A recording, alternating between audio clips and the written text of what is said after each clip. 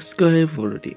به دستگاهی که برای ورود اطلاعات به رایانه استفاده می شود دستگاه ورودی میگویند. شامل صفحه نمایش لمسی، قلم جادویی، صفحه کلید، دسته بازی. کلید علائم برای تایپ حروف و علائم به کار می رود و بخش زیادی از کلیدهای صفحه کلید را شامل می شود. کلید ماشین حساب برای ورود اعداد استفاده می شود. این کلیدها در قسمت بالای کلیدهای تایپ و در قسمت راست صفحه کلید دیده می شود.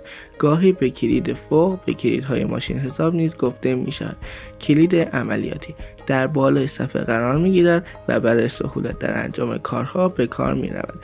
عملکرد این کلیدها در برنامه مختلف متفاوت بوده و از F1 تا FL2 نامگذاری شده. کلیدهای کنترلی برای امور خاصی به همراه سایر کلیدها به کار می روند. این کلیدها عبارتند از Alt، Shift و کنترل. کلیدهای مکان نما.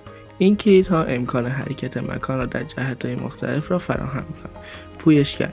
پویشگر دستگاه ورودی است که برای وارد کردن تصاویر اسناد و اشکال‌های گرافیکی به داخل رایانه به کار می‌رود.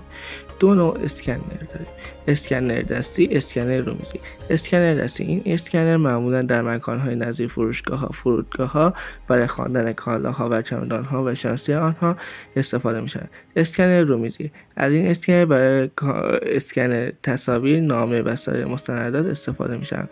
معمولاً در دو اندازه A4 و A3 در بازار وجود دارد.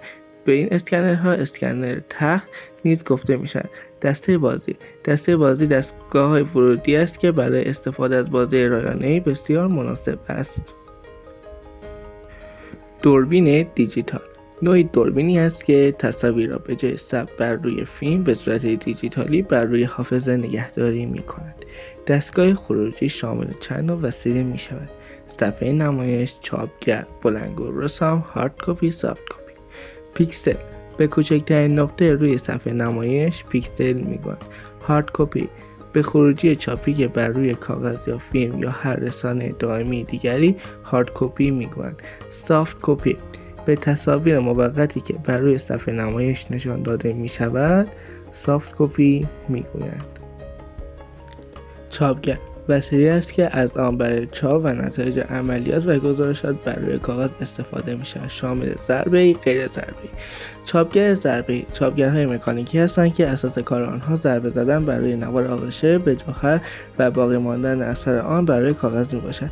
چاپگر غیر ضربه‌ای: چاپگرهایی هستند که برای چاپ از روش‌های دیگری نظیر پاشیدن جوهر، حرارت و یا لیزری استفاده می شود.